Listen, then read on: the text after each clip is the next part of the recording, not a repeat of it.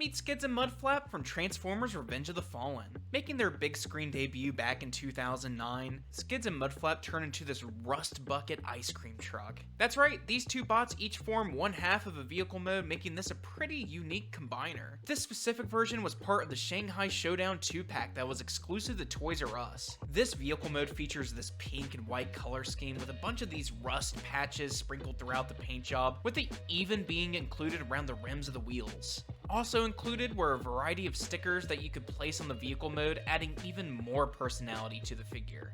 This vehicle has these 4 plastic wheels that allow this thing to roll amazingly. And you can untab this front bumper to create this, I don't know, I think it looks like a face and I wanted to point it out. To transform these two, first separate them in half, then begin. Both of these guys are not winning any awards for their transformation, with Skids especially being really finicky to deal with.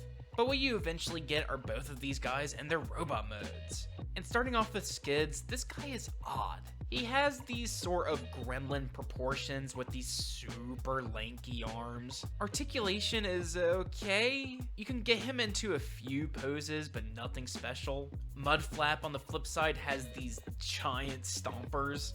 And this sort of cape situation going on his back. His articulation is also okay. But getting him to pose gets pretty difficult with this backpack. Both of these guys are pretty unremarkable, with Skids probably being the best of the two.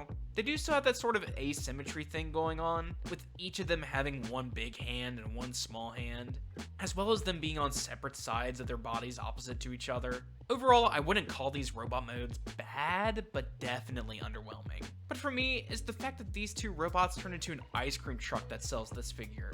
I feel like seeing something like this is very unique, which is why I'm glad to have it in my collection. But hey, what do you think? And if you need to see it again,